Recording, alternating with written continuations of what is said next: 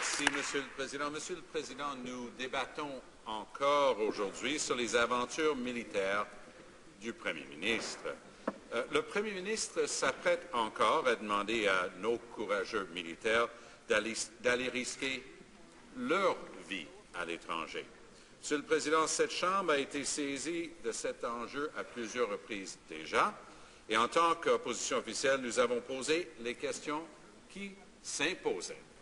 Plusieurs de ces questions sont demeurées sans réponse, mais d'autres ont forcé la main du gouvernement et les a forcés donc de faire ou refaire leurs devoirs. Par exemple, il y a à peine 6 mois, j'ai demandé précisément au Premier ministre si les militaires canadiens dirigeraient les frappes aériennes en Irak, s'ils traceraient des cibles sur le terrain. Vous vous en souvenez sans doute, Monsieur le Président. En fait, je lui ai posé cette même question 2 fois. Et à 2 reprises, le Premier ministre nous a répondu par un non catégorique. Alors voilà que nous savons maintenant que ce n'était tout simplement pas vrai. J'ai aussi demandé au Premier ministre si les militaires canadiens allaient être sur la ligne de front. Encore une fois, le Premier ministre a répondu par un non catégorique. Malheureusement, une fois de plus, nous savons que ce n'était tout simplement pas vrai. The very foundation of this House, the foundation of everything we do here, is prescribed by law. Not just the laws of Canada, but international law as well. These laws are put in place precisely to guide us to reason in the face of danger, to protect us not just from those who seek to harm us, but from our own missteps. To abandon the law so recklessly for the sake of political expediency, as the Prime Minister seems eager to do, threatens the very principles we were sent here to defend. Last week, the Prime Minister stood in this House and sought permission to extend the misguided war in Iraq to a dangerous new phase in Syria, a country already torn apart by years of bloody civil war, ruled by a brutal dictator and war criminal. I asked the Prime Minister repeatedly what his legal basis was for this dangerous new escalation. As you'll remember, Mr. Speaker, he thought his lawyer answer was quite clever and funny. I put it to you that that was in fact his whip out your CF-18 moment. I can assure you that the families of the brave women and men whose lives he seeks to put on the line don't find this a laughing matter.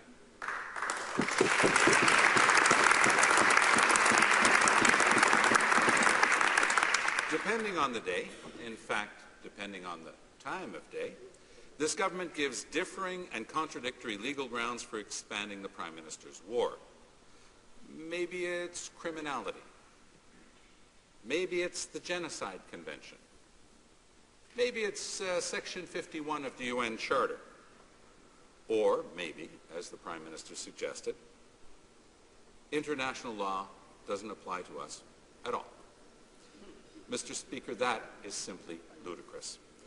La manie des conservateurs d'attaquer les Nations Unies a mené à une démonstration d'improvisation hors du commun de la part du Premier ministre, de son ministre de la Défense, incroyable le nombre de bourdes de celui-là depuis une semaine, du ministre des Affaires étrangères et des différents secrétaires parlementaires.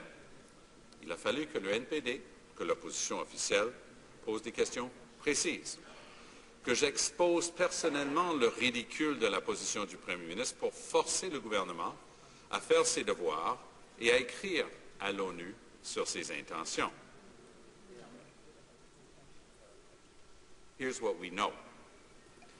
Canada does not have permission to conduct airstrikes in Syria, a basic requirement under international law.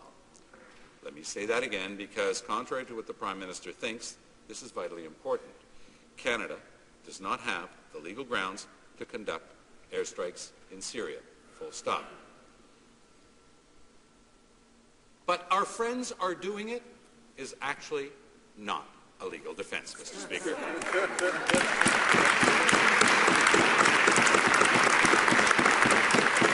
That sort of childish reasoning is more suitable to the schoolyard than it is to the House of Commons, and the Prime Minister should know better. The fact is that with this government, what this government is proposing will put our Canadian forces in the dubious position of acting outside of international law. New Democrats will not stand for it.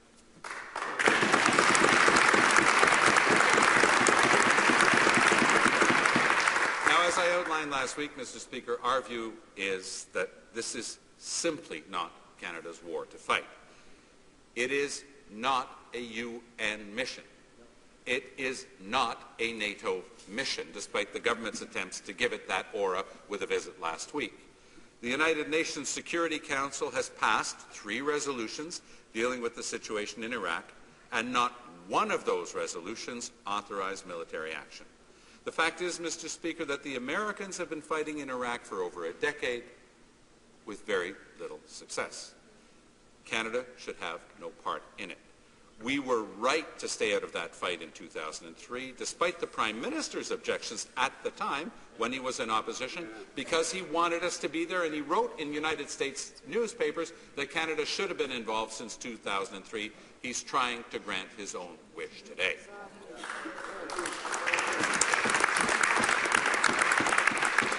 It did not make sense for Canada then, and it does not make sense for Canada today. That doesn't seem to matter to this government or to this Prime Minister. The Prime Minister is intent on sleepwalking Canada into this war, and he's misleading Canadians to get his way. You remember, Mr. Speaker, that this operation began as a 30-day mission. That transformed into a 6-month mission. Now we're looking at a year or more. Just last week, officials from the Department of National Defense said that they expect the mission in Iraq and Syria to last for many years. Not 1 year, but years. That the Prime Minister hasn't said a word about that is, in fact, most troubling. You'll recall that Canadian forces were only supposed to be advising and assisting Iraqi troops, not accompanying them. The Prime Minister said that there would be no combat role for us on the front lines. Now we know that not only are Canadian troops on the front lines, they're exchanging gunfire with ISIL militants. The death of Sergeant Doiron is a tragic reminder of the kind of danger they're in.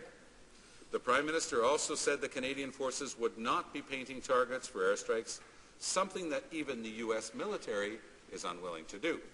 Of course, now we know that they're doing exactly that. Les stratèges militaires nous disent qu'il faut 2 choses précises pour qu'une mission soit couronnée de succès. Il faut connaître l'objectif clair de la mission. Il faut aussi connaître la stratégie de retrait. Pour le déploiement en Irak et en Syrie, les conservateurs n'ont ni l'un ni l'autre. Ils n'ont tout simplement pas de plan. Ils n'ont pas de stratégie autre que les considérations politiques domestiques, puis on l'entend dans toutes leurs interventions. Ils trahissent leurs pensées profondes là-dessus. Et ça, Monsieur le Président, ça met non seulement la crédibilité du Canada en danger, ça met la sécurité de nos troupes en danger.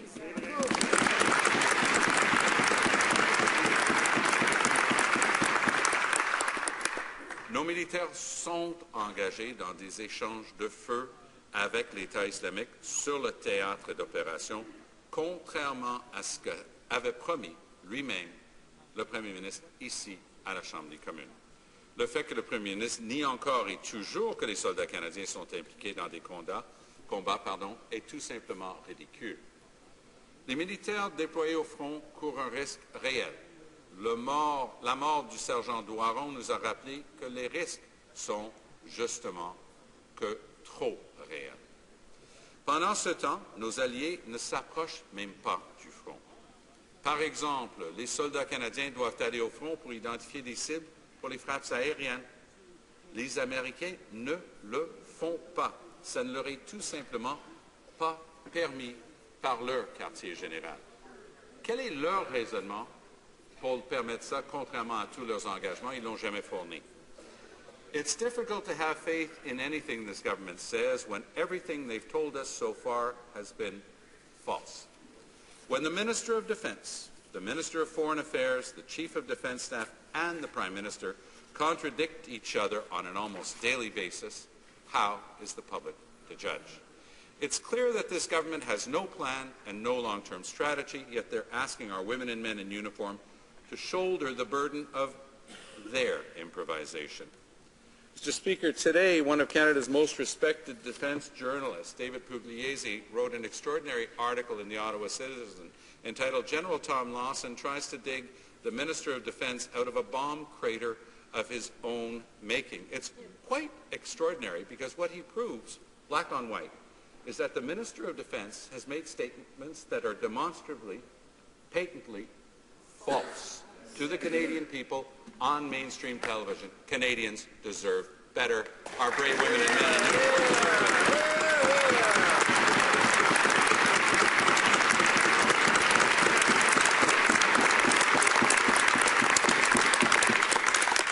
There's simply too much at stake for this type of utter mismanagement. The decisions we're making here are literally life and death decisions. It's time this government started taking that job seriously. The fact is, after 12 years of war, more bombs are not the answer. Worse still, going into Syria could backfire. Civilian casualties could, in fact, be higher because Canadian pilots will not have the ground support to direct precision bombings. ISIL would only use any civilian casualties as another recruitment tool. Airstrikes in Syria implicate Canada in Syria's civil war. Bashar al-Assad brutally murdered masses of peaceful protesters. He used chemical weapons against his own people. He's been using snipers against women and children. He deliberately fueled the rise of violent extremists in order to weaken the moderate Syrian opposition. And we know that he cooperated with ISIL. He released their prisoners. We know that he is benefiting from airstrikes to seize more territory in Syria. That's why his foreign minister says Assad and the West are now aligned. Don't forget, this was a charter member of George W. Bush's axis of evil. Who else is aligning with us other than Syria? Another charter member, Iran. All we're missing is North Korea. This is a serious ethical problem for Canada. Dismissing it betrays the government's lack of knowledge about a region that could suck Canada into decades of conflict, Mr. Speaker.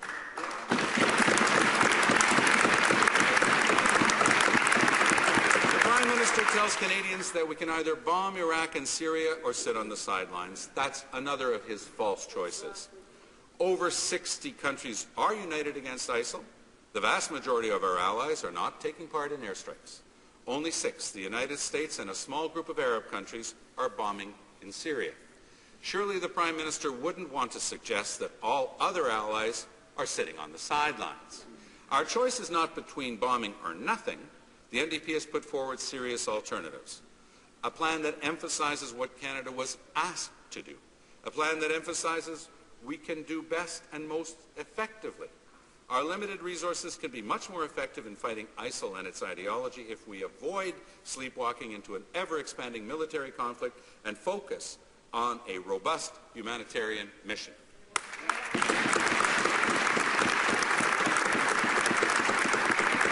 Security Council resolutions on ISIL require action to prevent the flow of foreign fighters, financing, and resources to ISIL. Canada can take leadership to meet these international obligations.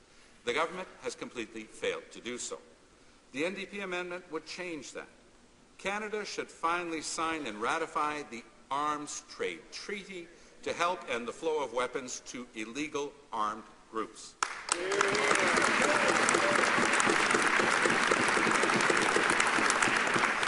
Remains the only NATO country that refuses to sign this important international agreement.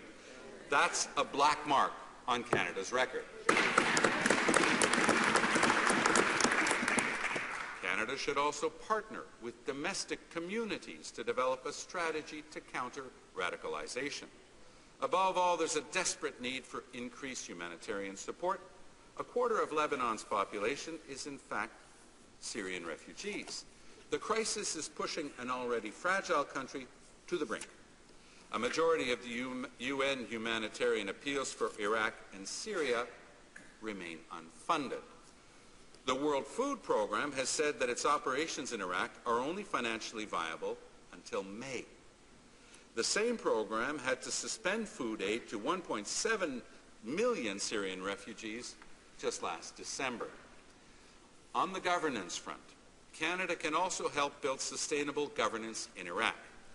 Sunni frustrations with the central government in Baghdad facilitated the rise of ISIL. Iraq needs inclusive and representative governance to remove the conditions for violent extremism to take root. Les frustrations locales ont mené à la montée de la radicalisation. Seule une gouvernance locale, compétente, inclusive, représentative et en mesure de communiquer efficacement peut mettre fin à la menace d'extrémisme dans cette région. Il faut aussi évidemment une campagne solide pour contrer les messages extrémistes, que ce soit ici ou là-bas. Impossible d'y arriver cependant avec les déclarations du Premier ministre qui pointent du doigt la communauté musulmane qui en font un bouc émissaire plutôt que de tendre la main. Le Canada peut jouer un rôle positif dans la région. Nous pouvons aider notre allié turc, un membre de l'OTAN, à s'occuper de 1,5 million de réfugiés. Nous pouvons avoir recours aux ressources diplomatiques, humanitaires et financières à notre disposition pour renforcer les institutions politiques en Irak et aussi en Syrie. Il ne suffit pas de dire que nous devons faire quelque chose, il faut agir. Il ne s'agit pas de choisir entre le combat et l'inaction, cependant, Monsieur le Président. Ça, c'est encore une fois un faux choix des conservateurs. Les gens ont désespérément besoin d'aide humanitaire. Nous savons que des enfants sont morts cet hiver 2 fois dans des camps de réfugiés et c'est totalement inadmissible, Monsieur le Président.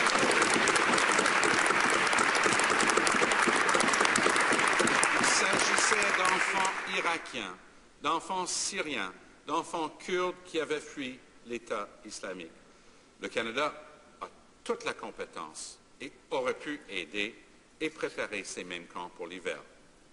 L'hiver, c'est quand même une de nos expertises. On aurait pu sauver ces enfants. C'est une question de priorité, c'est une question de choix. Our choice is not between bombing or doing nothing. Our choice is between this Prime Minister's ever-expanding war or New Democrats' focus on a robust and effective humanitarian role. Canadians will have that choice, a new government, a new mandate. In October 2015, New Democrats will immediately end Canada's participation in this war.